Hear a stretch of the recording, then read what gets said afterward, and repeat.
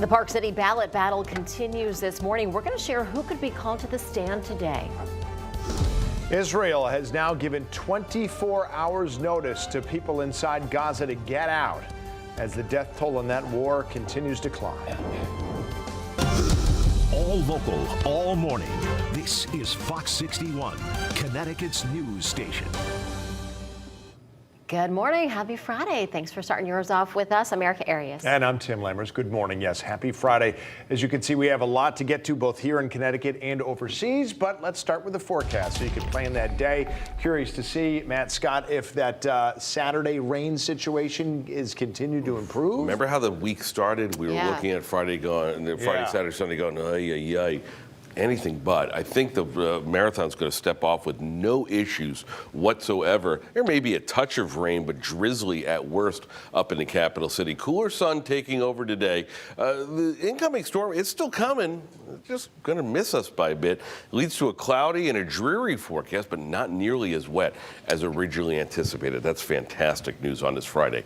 Clouds clouds are free. The wind is out of the northwest. There's your system. Still got a ways to get here. It's an impressive storm, but as it tracks closer, it moves to the south of us. As a result, we get the clouds, we get a little wind, but I just don't see a lot of trouble from this one.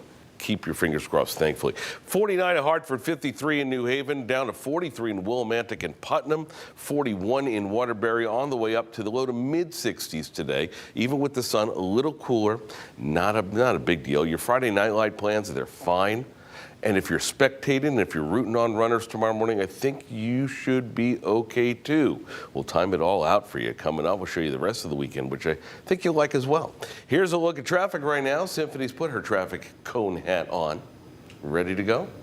You know, the cone, like a traffic cone. Yeah. Like what's behind you. All right. Let's get you up to speed with what's happening out there on the roads this morning. We are accident free, and areas of construction are starting to wrap up along 95. Along the shoreline this morning, taking a live look in the capital city. Folks get up and at it on this Friday. Taking a quick look at the Hartford drive time. Smooth sailing on 91, 84, and Route 2 this morning. And down in New Haven, similar scene out there. Things moving just fine so far. However, there's a bit of a slowdown heading to Bridgeport this morning. Traffic moving at 46 miles per hour. You'll get there in about 28 minutes. So let's wrap up with a quick look. Oh, we do not have that full screen for you. Quick look at the New Haven drive times. I'll have another update for you at 6:30. 70, thanks so much. Well, new this morning, police in New Haven are looking for a man who they say attacked a woman while she was jogging. Yeah, police said that man was armed, too. Fox 61's Lindsay Kane is live in New Haven with the details of what we know this early on. Lindsay, good morning. Hi, good morning. Well, police say this assault happened right around this time yesterday morning. Now, as you can see in this area, it's more of a residential area. It's still very, very dark this morning, right around 6 o'clock, which is when this happened. Not many street lights in this area, but again, it's a lot of neighborhoods, and a school is right there on the corner. Now, police say a 38-year-old woman was jogging. This is near Yale Avenue and Edgewood Avenue yesterday morning. That's when a man approached her with a gun. Police say he tried to force her into the wooded area, hitting her across the face. Now, luckily, she was able to escape and called police. She was eventually treated for her injuries, and she is okay. That man ran away through Edgewood Park. Police are still looking for the suspect, and they're still investigating, looking for witnesses and any surveillance cameras to help them identify that man. This attack comes after a 65-year-old woman in Manchester was also assaulted while exercising on a hiking trail last week. Police did arrest the suspect in that case. Safety for female runners or walkers continues to be a big issue across the country. Some safety tips include trying to run in a group or carry a protective device like pepper spray you can wear on your wrist or even put in your pocket. Now, police are still looking to identify this suspect. Anyone with any information is asked to call the New Haven police. Live in New Haven this morning, Lindsay Kane, Fox 61, Connecticut's news station. Lindsay, thank you for that report. We appreciate it. All right, 6:04 this Friday morning. Today in Bridgeport, more witnesses are expected to testify in a lawsuit over the city's mayoral primary race. The John Gomes campaign has accused Mayor Joe Ganim of cheating to win using absentee ballots. Now, some election moderators are expected to be called to the stand today, as is a city employee named Wanda Geeter Pataki. The Gomes campaign claimed that she was caught on camera placing a suspicious number of absentee ballots into one drop box, and we showed you some of the video that they claimed was her. That was just there a second ago. Now, as for who testified in the case yesterday, first was a Bridgeport police captain who oversees the surveillance of city buildings. Next was Assistant City Clerk Christina Resto. She talked about her office's role with absentee ballots. And the day ended with testimony from Patricia Howard, the Democratic Registrar of Voters. She was questioned about state-mandated policies surrounding absentee ballots. All new this morning at 6:05, 2 people accused of harassing landscaping employees in Middletown were arrested by police. 62-year-old Robert Shaw and 58-year-old Sharon Bourgeois Williams are facing a charge of disorderly conduct. Police say the alleged incident happened just after 4 p.m. on Sunday on Frisbee Street. The suspects were apparently upset over the noise from the work and are accused of asking employees about their immigration status and if they had work visas. Both Shaw and Bourgeois Williams posted a $10,000 bond.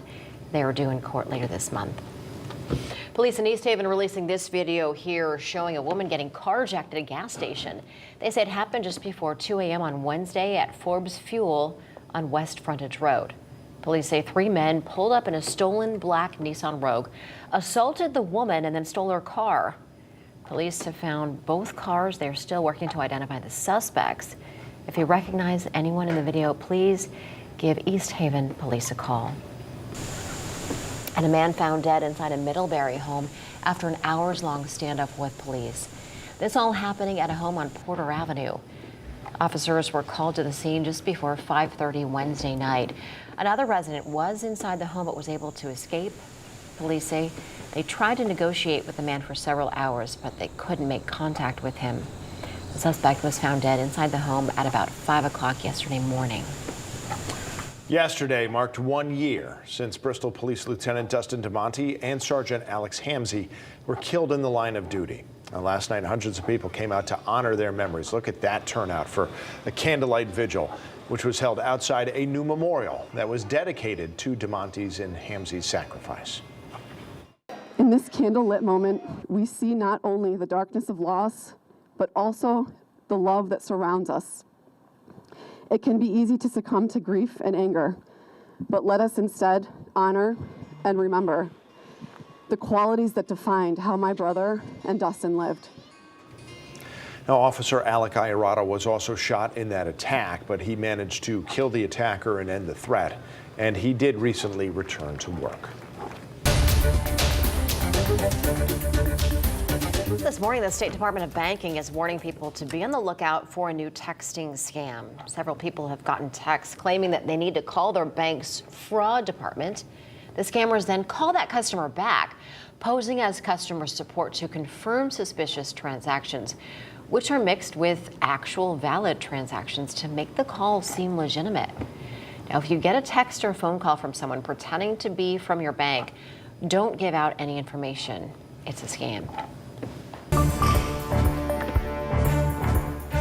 And breaking this morning out of Gaza, Israel's military is ordering hundreds of thousands of civilians to evacuate Gaza City ahead of a potential ground invasion. Now, the United Nations got a warning from Israel to evacuate more than 1 million people from northern Gaza in the next 24 hours. This comes as hospitals in the Gaza Strip have been overwhelmed with civilians caught in the crossfire. On both sides, to date, the war has claimed the lives of 2,800 people. This morning, Defense Secretary Lloyd Austin arrived in Israel to meet with Israel's prime minister. We've also learned that an employee at Israel's embassy in Beijing was attacked and had to be hospitalized. So we are closely following all developments as the war continues. To make sure you don't miss an update, you can always scan that QR code on your screen right now to get a link to download the free Fox 61 News app.